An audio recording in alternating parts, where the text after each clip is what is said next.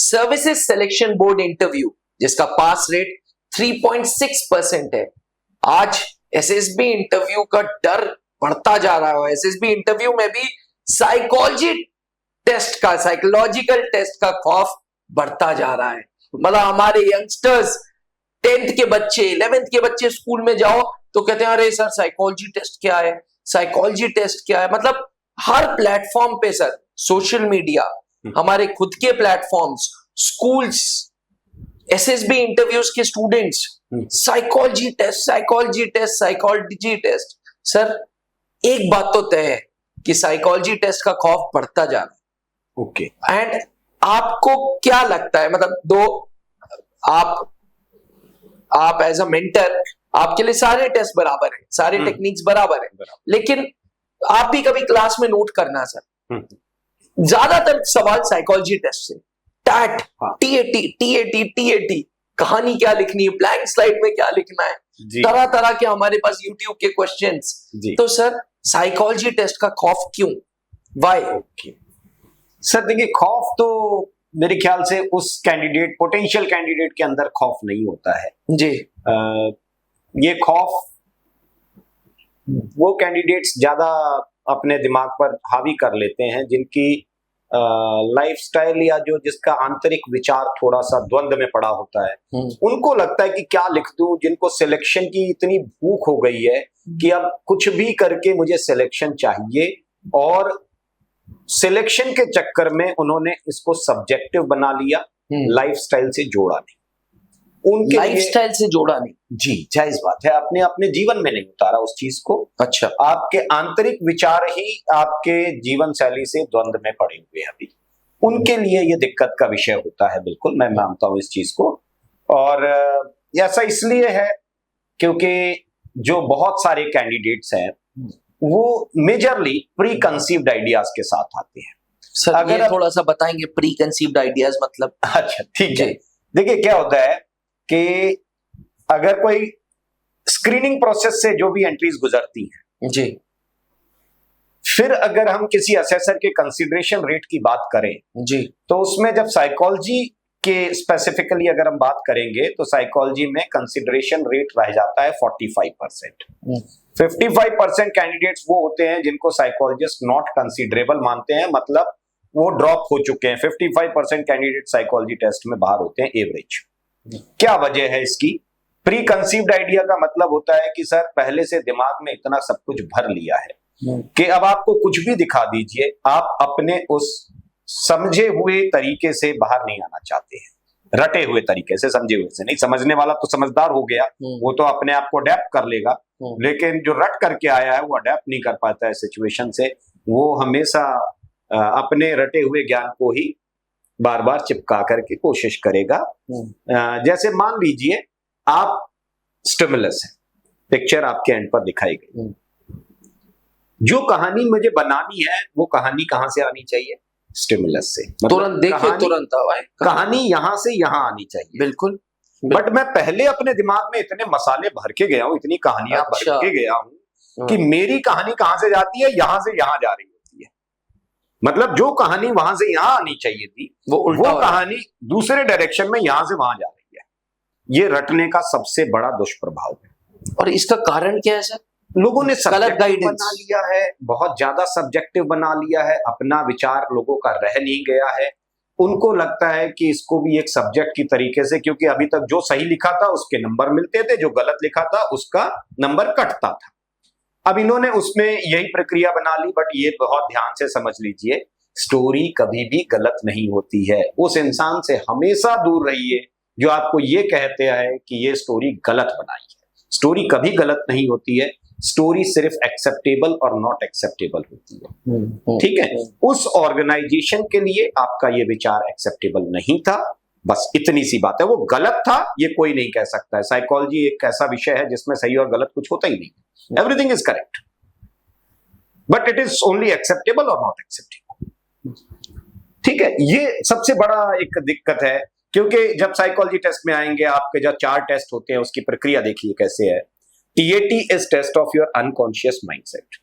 unconscious mindset. हाँ, ठीक बात है। Unconscious का मतलब हो गया आपके इमेजिनरी विजुअलाइजेशन अच्छी होनी चाहिए, जो कि होती नहीं है। आपने इतना रजिस्टर में भर लिया है कि आपकी इमेजिनरी विजुअलाइजेशन जो है वो खत्म हो चुकी है। आपने इसको सब्जेक्ट बना लिया, 2 + 2 4, है ना। आप सही और गलत के चक्कर में पड़ गए। तो इमेजिनरी विजुअलाइजेशन कहां रह गई आपकी? Unconscious mindset. WAT is test of your subconscious mindset. अच्छा अच्छा, ठीक है। SRT is test of your conscious mind response. Unconscious से शुरू हुआ है, अनकॉन्शियस, सबकॉन्शियस और फिर कॉन्शियस। और SD is test of your self insight. आप खुद के बारे में कितना जानते हैं? अच्छा सर, एक अंदर की बात पूछ सकता हूँ इधर जी। 100 में से कितने कितने मार्क्स इसको अलॉटेड है? मतलब मैं ऐसे पूछ रहा हूँ कि टैट को कितने वेटेज दी, WAT को कितने दी, SRT को कितने दी? सबसे ज्यादा वेटेज होती है आपके अनकॉन्शियस माइंड इमेजिनेशंस को, दैट इज 70%। 70%? 70%। अनकॉन्शियस माइंड, आपके चित्त में क्या छुपा हुआ है, आपकी आत्मा में क्या छुपा हुआ है, 70% वेटेज उसका है। आत्मा दुखी है, ऊपर खुशियां बांट रहे हो, ये बनावटी है। ये मैं आपको एक छोटा सा एग्जांपल देता हूं इसका। हो सकता है कैंडिडेट्स ने भी देखी होगी वो फिल्म, बड़ी मजेदार फिल्म है, आपने भी देखी होगी जरूर, जॉली LLB 2। अक्षय कुमार की एक मूवी थी। और इस पूरी फिल्म के अंदर लास्ट में आपने अगर इस पिक्चर में गौर किया होगा कि एक निरीह ब्राह्मण आता है अदालत के अंदर। जी जी जी जी जी, याद आ रहा है थोड़ा थोड़ा। कहता है जी मैं निरीह ब्राह्मण हूं और मैं वृंदावन में वास करता रहा, है ना। ऐसे निरीह ब्राह्मण SSB में बहुत आते हैं, क्योंकि ये सबको पता है वो निरीह ब्राह्मण नहीं था, वो ऊपर से बनावटी था। पकड़े जाते हैं सर। फिर जब अंदर पूछना शुरू किया, गोत्र क्या है, उसके आगे क्या है, उसके आगे क्या है, फिर कहता है हाय अल्लाह इसके आगे भी कुछ है। ठीक है, एकदम से मुंह से निकल गया। वही चीज आपने, क्या बात है सर। ये जो निरीह ब्राह्मण है ना, ये SSB के अंदर बहुत आते हैं, ये बनावटी। तो सर साइकोलॉजिस्ट पकड़ लेते हैं सर, बड़ी आसानी से पकड़ में विदाउट इंटरेक्शन। बिल्कुल आसानी से पकड़ में आएगा अनकॉन्शियसली, इसके अंदर क्या चल रहा है।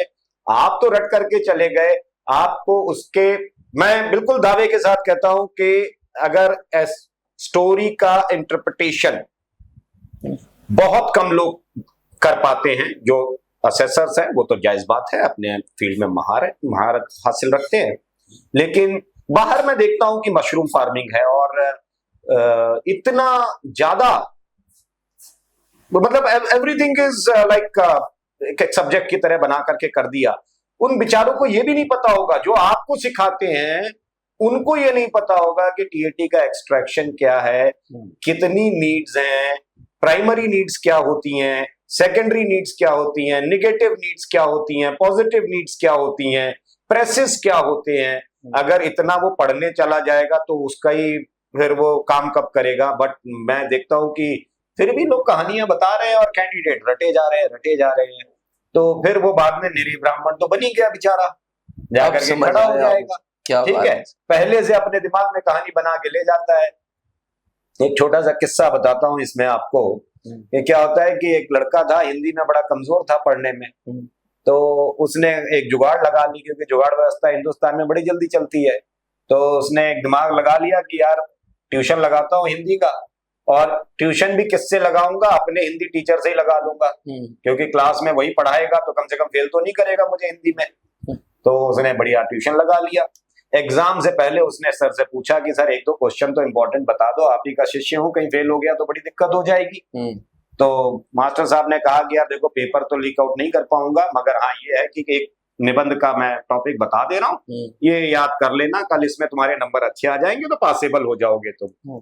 उसको बता दिया कि भाई कबूतर पर निबंध रट लेना और कल सुबह यही आने वाला है।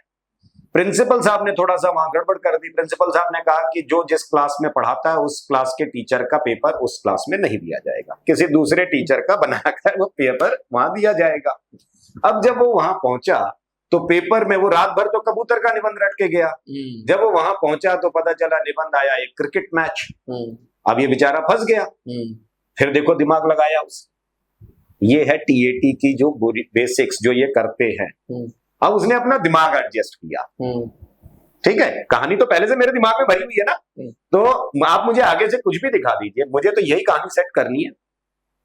उसने कहा कि कल मैं मैच देखने गया था, क्रिकेट मैच आयोजित हो रहा था, मैदान बहुत हरा भरा था, दर्शक बड़ी भीड़ में आ चुके थे, मैदान पर दोनों टीमें उतर आई थी, मैच शुरू होने वाला था कि अचानक मेरे सामने एक कबूतर आके बैठ गया और बाकी निबंध पूरा कबूतर पे चिपका डाला। ठीक है, ये है समस्या। अगर आप इससे बाहर निकलेंगे तो साइकोलॉजी बड़ा इंटरेस्टिंग लगेगा आपको, और इसमें कभी डरने की कोई जरूरत नहीं है। पहले अपनी आत्मा के अंदर झांक के देखिए कि क्या आपको अपने विचारों से भी लड़ना पड़ता है, क्या आपको अपने सोच विचार पे भी दूसरों के सोच विचार का मक्खन पॉलिश लगाना पड़ता है आकर के, तब फिर आपका विचार रह कहां गया। और जायज बात है, एसएसबी में बनावटी लोग बड़ी आसानी से पकड़े जाते हैं। क्या बात है सर। तो डिफेंस एस्पिरेंट्स, कितना प्यारे तरीके से सर ने एग्जांपल्स लेते हुए बताया कि pre conceived ideas psychology test में आपकी परफॉर्मेंस खराब कर देते हैं। अक्सर मेरे मुंह से भी और सर के मुंह से भी आपने सुना है कि इंटरनेट की इस दुनिया में मिस गाइडेंस और गाइडेंस साथ साथ चल रही है। वो संस्था ज्वाइन करिए, वो ऑर्गेनाइजेशन ज्वाइन करिए जो आपको सही गाइड करे, वो ऑर्गेनाइजेशन ज्वाइन करिए जो एसएसबी के एसेसर्स के द्वारा, एसएसबी के मेंटर्स के द्वारा आपको ट्रेनिंग दे रहा है। और स्मार्ट चॉइस रखिए, बिकम चूजी, होमवर्क करिए और फिर जाके ऑर्गेनाइजेशन ज्वाइन करिए, तभी एसएसबी इंटरव्यू में रिकमेंडेशन और आसान हो पाएगा। पिछले 20 सालों से चल रही संस्था त्रिशूल डिफेंस एकेडमी को start late wing commander Anoop Malhotra ji ने किया था, जो खुद एयरफोर्स में एक जीटीओ अफसर थे, और आज इस लेगेसी को आगे बढ़ाने कर्नल पंकज मल्होत्रा जो 19 एसएसबी बोर्ड में डिप्टी प्रेसिडेंट थे, कैप्टन एसके सर जो खुद जीटीओ स्पेशलिस्ट, जीटीओ एक्सपर्ट के नाम से जाने जाते हैं, और साथ में सर लोगों की है टेक्निक, साथ में सर लोगों का डेडिकेशन, और साथ में सर लोगों का आपके साथ 1-to-1 इंटरैक्शन। मैं आपको बता दूं, सर लोगों ने एसएसबी इंटरव्यूज के बैच में 10 से 12 बंदों का एक बैच रखते हैं बस, ताकि 1-to-1 इंटरैक्शन हो जाए, ताकि 1-to-1 फीडबैक शेयर कर पाए।